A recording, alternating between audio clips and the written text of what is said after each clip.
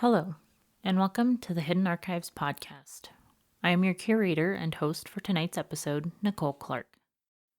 We are in the process of moving away from SoundCloud over to Podbean. Soon you'll be able to listen on your favorite streaming service, including iTunes, Spotify, Podbean, and many more. In the meantime, make sure you follow us on Facebook at facebook.com/Hidden Archives Podcast and search at Hidden Archives on Twitter. We are currently working on a very special bonus episode for you. You can expect to hear our holiday episode sometime before Christmas, so be sure to follow us on social media to get updates on when it will premiere. To quote my old friend H.P. Lovecraft, "The oldest and strongest emotion of mankind is fear, and the oldest and strongest kind of fear is fear of the unknown." The fear doesn't start until the stories begin, so if you choose to enter the hidden archives, if you choose to study the tomes, if you choose to take this journey with me, you do so at your own risk. Profanity and disturbing content may follow. This is your warning. In our first story, and yes, you heard that correctly, we meet a man with some unwholesome motives. Unwholesome though they might be, we find out he has a plan to resolve his situation that is, perhaps, a bit too well thought out. Ladies and gentlemen, I present We'll Cross That Bridge When We Come to It. As I continued reading through her online blog, instead of finishing my most recent story like I should have done, I became disgustingly aware that she didn't want me for my money. Mainly because she didn't seem to want me at all. Not to mention she had no idea how wealthy I really was. All the same, and against my better judgment, I continued to read and explore until I became literally sick to my stomach. Though I knew my nausea would only become worse for doing so, I stepped outside to have a cigarette. This was not the best habit I had ever picked up, but it certainly wasn't the worst. No, I think that prize goes to my habit of choosing certain types of women. If anything was going to kill me anytime soon, it would probably be them. Something in my life needed to change desperately, but I wasn't about to give up smoking. No. That was my sole means of relaxation in the midst of an otherwise tumultuous lifestyle. I put out the cigarette about halfway through, then placed the remaining half in the ashtray for later. At least it would still be here for me. Maybe. Lately, there was absolutely no progress to be made in my writing. It seemed like all of my ideas had been escaping as soon as I sat down to pound them out. This is how I ended up on Lacey's online blog. I really thought she was interested in me. I know I was interested in her, or still am interested in her. But as I read through her most recent update, I became aware that she was seeing some douchebag and that she was now in a serious relationship with him. He seems like a real fucking winner, too. Oh well. Best of luck to both of them. A bitch and a douche. I'm sure they'll be happy together, as it seems they were made for each other. But this is all in the past now. It always takes too damn long for this thing to warm up. But I'm finally on the road, and it seems like the oil pressure is high and the engine temp is moderate. She runs well for a 35-year-old Porsche. I look down at the LCD display of the clock on the dash. 9:44 p.m. Isn't it always neat when the time matches the model number of the car? Anytime that happens, I make a wish. Like this time, I wish that my plans are fully realized, that everything goes accordingly. I'm sure it'll all be fine, though. However, the tools in the back are really starting to make a lot of noise. Maybe I should have strapped them down. At least, if nothing else, it assures me that they're all there. I really do need to fix this fuel gauge. It started off with a quarter tank 10 minutes or so ago, and now I'm on the lookout for a gas station. At least I'll have time to decide if I want to fill up all the way. You see, if I only put a bit in, I risk running out on my way back. However, if I take the time to fill it up, then I risk running into problems in the not so distant future. My timing could use some work, that's certain. But the way I figure, I have the last half of this cigarette and its amount of time remaining to figure things out. Screw it. I'm pulling in here and just filling it. I have a really bad feeling I'm going to get there and Lacey will be with him. Jason. The aforementioned douchebag, that is. I know I can handle her, but I've never met him before.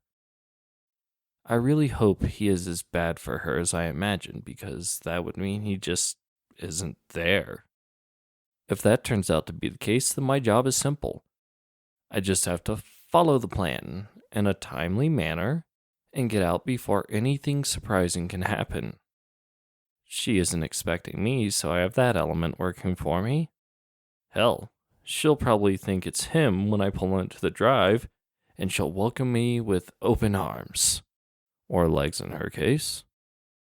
Wouldn't that be a pretty picture? Her caught with her pants down, literally. But the most likely scenario is nothing of the sort. She'll see the car, know who it is right away, and think I came over for some sort of explanation. I guess there will be explaining involved, but it won't be her feeding me any of her bullshit. It'll be me giving a short and detailed synopsis of why she's suddenly a piece of trash, and then what I actually intend to do about it. Yeah, I have a really good feeling about this. She probably won't know what hit her. I will, though. It'll be a nice pick. Call me cliche and eccentric, but I like a breakup to be a memorable experience. That way you can know what went wrong and try to avoid those very same mistakes in the future. This really is some very good advice. I suggest you take it. I've already taken some lessons to heart for myself from the last 5 girlfriends I've had. For example, bring your own bleach. They never have enough. Don't save any mementos. And finally, don't say goodbye. They start to pick up on something at about that point. But then again, if Jason is there, then I might be learning a whole new set of material. Oh well.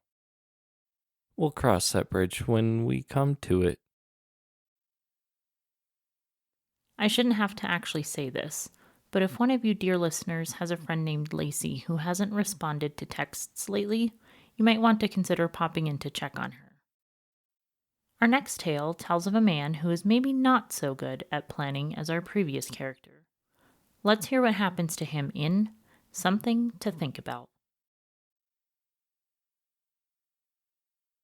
I'd been meaning to call the office maintenance team and have the latch on the balcony door fixed for a while. Should have done that. I just put it off too long, I guess. So, does that make this suicide? If so, then feel free to consider this my suicide note. But it's more than that. I just felt I needed to explain what happened, how I ended up freezing to death like this. I've been out here for 3 hours already, and I know that's the most likely conclusion of my current predicament. I may have had a better chance if I went with an apartment on a lower floor from which I could jump down, or if I went with one that had the balcony facing the street. But that's not the case at any rate. No, I'm 5 floors up, and the only thing behind me is a short rock ledge before a 70-foot vertical drop. Private though, and very beautiful on such a night like this. Dark, starry, clear, and cold. Very cold. Well below freezing. I've tried yelling for help, but no one seems to think I'm serious. I've been told to shut up 3 times by my neighbors now. Jackasses. Oh well, they will get their comeuppance, I'm quite sure of that. I kind of knew this might happen. You see, the latch on the sliding door locks when it's in the down position, and I guess after 15 years of use, some of the components have worn out, so the door locks itself if you shut it too hard, which apparently I did. I just came to get a breath of fresh air for a few minutes, so I didn't put on warm clothes, and I didn't grab my phone. I did grab a pen and this card that I planned on sending to my girlfriend for her birthday. I was gonna sign it out here while my head was clear and my lungs were full of the crisp, refreshing air. It all got pretty scary, pretty fast too. I was out here for maybe 5 minutes before I decided to go back in. But the door wouldn't budge. I tried breaking it, but the glass is almost bulletproof. The price we pay for home security, am I right? Damn, I can't feel my hands anymore. The only reason I keep writing is because it takes my mind off of my situation. I don't feel as cold and helpless while I'm writing. However, I do know that I am probably only making things worse by postponing my full acceptance of the situation. I mean, what would you do? I'll die at the same time either way. Once I go hypothermic, I've gone hypothermic. That's it. No amount of acceptance or denial is going to prolong the process. Once I reach that point, then it's only a matter of time before my bodily systems start to shut down, and I can tell that I am well on my way. I can't think straight. I'm already getting a frostbite on my fingers, nose, and ears. What what can I do? I can't help but think that this would make a really good Jack London story, like his short story, To Build a Fire. But in that story, the character at least had a chance. He just made a bunch of really stupid decisions. He went out alone, didn't pay attention to where he was walking, and he built the fire under a tree. I think I'm rambling now. I'm running out of room on this stupid little greeting card. I'm really starting to lose it.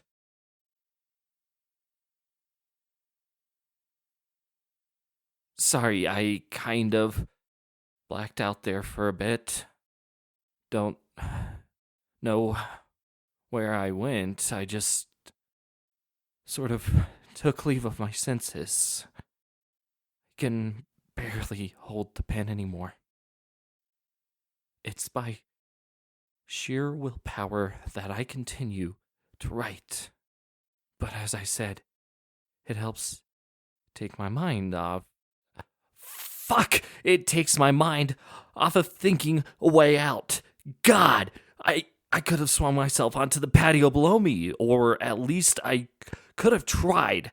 I can't even get up now. I'm just so cold. I'm sorry, babe. I won't get a chance to send your card. Happy birthday anyway. Apparently, even the hidden archives contain this moral: never put off until tomorrow what you can do today. I'd also like you all to know that when our first character got to Lacey's house, Jason wasn't there with her. He was busy chilling out at his own place. I hope that you join us next time for another freshly curated story. May you stay cozy and warm as you wait for our holiday special. This has been a production of the Rhodes Collaborative Experience, LLC. Please no reproduction, duplication, or bastardization of any content without written consent from RCX or its partners. Ex animo, ex tempus, in archivum.